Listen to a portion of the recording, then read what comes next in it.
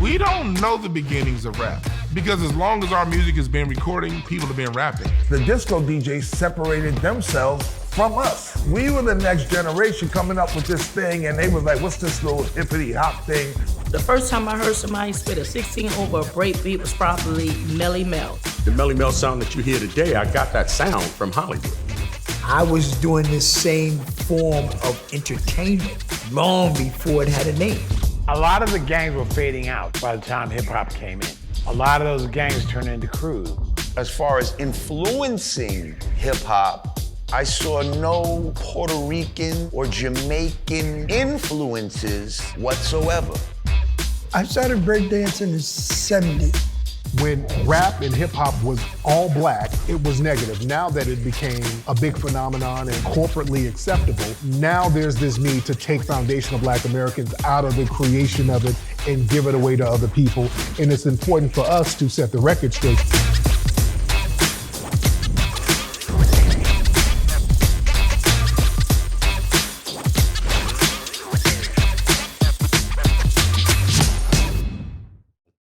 Speaking of somebody's bussy being in the buck, we got T.S. Giselle in here. Let's hear things from T.S. Giselle's perspective. T.S. Giselle, what's going on? T.S. Giselle, hop on. Unmute your microphone, T.S. Giselle. Unmute your microphone. All right, T.S. Giselle must be with a customer right now. Okay. Let me get somebody else. Let's get 777 and 666. Let's get this person in. 777. What's up, 77? 77, unmute. There you go. Go ahead and speak, 7. All right, 777, go ahead and speak, brother. All right. His microphone ain't working. Let me get you up out of here, fam. All right, T.S. Giselle, we'll try one more time. All right, T.S., what's going on? Bonsoir. What's going on, T.S.? Listen, honey, I went to the stylist and I said, honey, make me over, make me nice. And I came out feeling like a Spanish fry. What did T.S. Madison say? I feel Rican with this hair, honey. Yes, indeed. It's given You look Latino like a piñata. All right, but go ahead. Go ahead. Go ahead. Go ahead. Yes. It's Yeah. given Afro Latina, like my name is Inez. Right. Yeah. I got a few things to say, and let me say what I got to say because don't mute me Go because I'm ahead. about to wear you out. It's a lot of stuff. Go Number ahead. one, funny that you have no mention of Mr. Mark Robinson. About to You go in. know, I was about to talk about it. I was. one of you black MAGAs, you black I'm Republicans. MAGA. Tariq, please. You are clearly a closet Republican, and I don't understand why you just won't step out that closet. No, I'm not. I am not Okay. independent. I'm independent. I'm not voting for anybody, Republican or Democrat, until I get something. But go ahead. Anyway, yeah. So the Mark Robinson could potentially cause Trump to lose North Carolina, and this information was not leaked by the Democratic Party of North Carolina. It was leaked by Republicans because Mark Robinson is such a horrible candidate. He's a cancer to the Trump campaign in North Carolina. And Republicans leaked this information of him getting freaky deaky on for us older girls and older men like yourself, Tariq. We know about nude Africa from the 2000s. Thank you. Porn site. I thought CNN who broke the story though. Wasn't it CNN who busted him out? But the information, from my understanding, came from a Republican source. Okay. That I'm not. Okay, so that's that. Okay. North Carolina. And speaking of North Carolina, I had the pleasure of attending a Kamala Harris rally in my beloved home state, and there's an enthusiasm for Kamala. She's packing arenas. It was a diverse crowd. There were so many Black people there, and so this myth that Black people aren't excited for Kamala is just that, a myth. No, it's not. It is a myth. young black, they have to ship and bus people in. People ain't rocking with no Kamala Harris like that. The black community is not rocking with Kamala Harris like that. And this is why they're panicking. The Democrats are panicking. They're out here splaining, trying to use shaming tactics, just like you tried to use. Oh, y'all must be closet MAGA. That's not a shaming tactic no more. There's a lot of young black people who are saying, yeah, we are rocking with Trump. Some of them are openly saying it. They're like, Trump is better than Kamala. But going back to Mark Robinson, this big old country freak, this dude, and I don't like Mark Robinson. He was one of these people talking about we owe white people reparations, and oh, he's a big old juicy Sambo. Oh, and see, I have conservative views. Most black people have conservative views. That's not a conservative. That's a Sambo. I don't like no performative so-called Republican black person. That's performative. People like Tony Brown from Tony Brown's Journal, he was a Republican. I respect him because he was all about issues and policy. He wasn't doing all of that performative nonsense. A lot of these dudes who claim to be Republican, too many of them are performative. Mark Robinson was one of them. He get in front of white audiences, showing out, denigrating black society, and come to find out he does that privately. He was online on different porn sites talking about he's a black Nazi and just really samboing it up privately. Also, he was allegedly on some of these sites talking about how he likes to watch tranny porn. So I guess he didn't saw a couple of TS's videos. I don't know, but he likes, you know, a little boy meat on some of his videos. He's into some strange stuff, and he was talking about getting and giving golden showers and all. I mean, this is a big old country freak, just a dude all the way out there. So, and he was running for governor out there. So you got to watch these cats. You got to watch these cats out here. So yeah, I'm not with nothing that he's doing, and I don't like him anyway. He's too performative and Sambo-ish. I ain't with nothing about that dude. Let's get Max Slug in the building. Brother Max Slug in the building. All right, Mac. Max Slug in the building. What's up, Mac? What's up, brother Tariq? How you doing, man? What's up, brother? You in the Bay Area?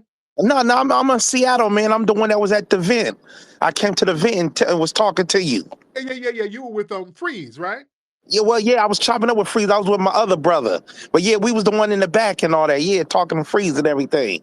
Yes, indeed. So you live in Seattle or you live in LA now? No, I'm in Seattle. I just came down for the event and see my brother and all that. One of my brothers down here. No doubt, man. Glad to have you at the museum, man. I just wanted to tell you, man, we enjoyed ourselves, man. And I wanted to say, man, that root work, I bought some root work, and that stuff, it does work. Yes, sir, man. Yeah, it does. Thank you so much. Y'all got deodorant, man. Y'all got to get that root work. If you do not have your root work deodorant, y'all better have it. Y'all don't really understand how important that deodorant is, man. And the energy that deodorant has. So y'all need to understand root work and the culture of root work. That's part of foundational Black American culture. That was our culture, root work and healing people. We understood the science of medicines and herbs and roots. We were real big on that. We knew about the scientific properties and the spiritual properties of roots and herbs before many scientists did. And we knew how to put things together to make things work for us, to protect us. There's a reason why they buried that history of root work and conjure. That's foundational Black American culture, big time. We really got to understand our culture. We on our website, on the Rootwork website, there's a little booklet that you can get on the deodorant site that kind of gives you a very small crash course on the history of root work and conjure. Y'all check that booklet out at rootworkstyle.com. We really got to show an appreciation for foundational Black American culture. It's rich, man. There's a lot of stuff that we've done and so many things that we've forgotten about, and we have to tap back into that stuff. We got to tap back into it. Seven, you ready, man? Yo, Seven, you ready? Yes, hi. Can you hear me? I can hear you. What's up, Seven? All right, this is kind of interesting. So P Diddy, on the day that Donald Trump was inaugurated, P Diddy's age was 47 years old and 77 days, and so that was the same day that Donald Trump was 70 years old, 7 months and 7 days old, and then it was actually the same time that Obama was in his 666 month of his life when Obama was leaving, and then Donald Trump back in 2011, he was 777 months into his life when he started to talk about Obama's birth certificate being all fake or whatever. He met Putin on July 7, 2017 at the G20 summit the very first time. So 7/7/17. Are And you on that day, are you Latino, brother? no, What? Putin was 777 months old on that day when he met Trump on 7/7/17.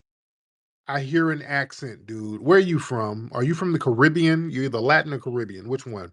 No, I'm Greek. You Greek? Yeah. What part of that's not a Greek accent. I've been to Greece. Well, Greek.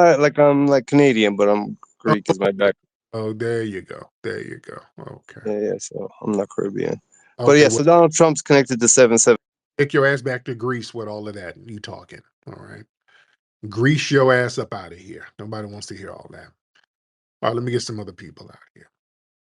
Lord, calling it with that damn babble. Want to hear that? Okay, let's get Gabriel. Let's get Gabriel in here. Haitian Gabriel. Speaking of Haitians, let's get Haitian Gabriel in here. What's up, Gabriel? How you doing, Tariq? It's been a little minute. Yes, it has been. What is going on with your fellow Haitian brethren sitting up here lying on Foundation of Black Americans, talking about we're attacking them and not going after the white supremacists that's off in you people's asses? What's up with that, man? Who's attacking? You saying Haitians are attacking? I don't know No, about got Haitians some. that's coming at Black Americans. They are. A lot of the Haitians are really. I mean, recently Haitians been under attack because of lies saying we doing stuff in Ohio, the stuff that we're really But there, not even doing. so many people are blaming.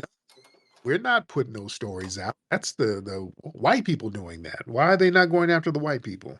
We are going after the white people. You just Oh saw yeah, the Haitians. You just saw the Haitians protesting outside of the Trump rally in yelling Uniondale, New at black York. folks. They were yelling at black people. There were some black Trumpers, and they were yelling at the black Trump people. I think the black Trumpers are like trying to entice the Haitians as well. I think that's what it was. But like my main beef is not with black people. My main beef is the white supremacists who came up with that nasty lie that we was eating cats and dogs in Ohio. Like this shit is just a lie.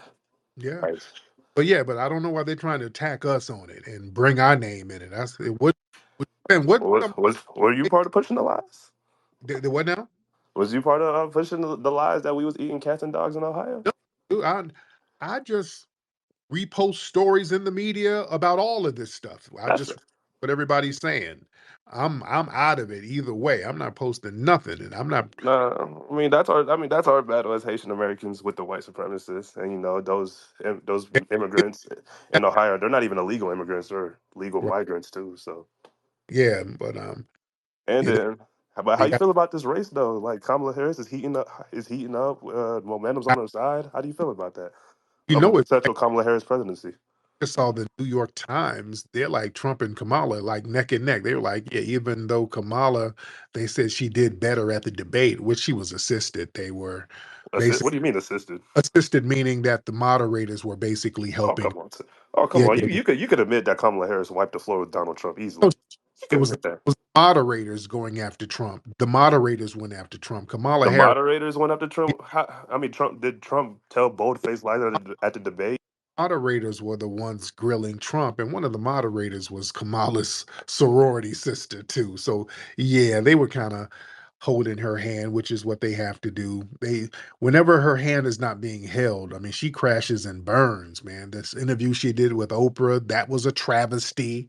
You think She's so? I thought it yeah, was. I thought it was. I watched the whole thing. I thought it was. It was a really good event because it told stories. It told stories of like a lot of people of a black sister losing her life here in Georgia. Told stories of another a rape victim who like had to get an abortion, and another victim, a school shooting here in Georgia. I thought it did a great job of showcasing Kamala Harris. And Kamala, you, does all of that babbling, and people are like, she just can't seem to focus and hold it together. All that babbling she's doing, and Oprah's trying to assist her with staying focused. There was one part of the interview where one of the brothers asked a question, and Oprah had to kind of get her back on focus. So, Kamala, when nobody's holding her hand, she crashes and burns, man. What's What? going on? What? Tariq, you literally at her face to face with Donald Trump, her opponent. She literally wiped the floor with her, and No, you talking about sororities. no, she didn't. There was no part of that where she wiped the floor. She sat there. They softballed her. The moderators were grilling Trump more than she was, and they never grilled her on anything. The moderators were there grilling Trump. And I'm not a fan of anybody, but I'm not going to sit here and act like this woman was mopping the floor.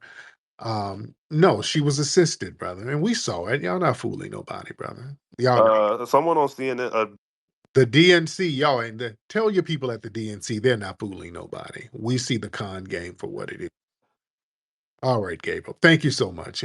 Gabriel, there's only so many bad faith DNC talking points that I can listen to.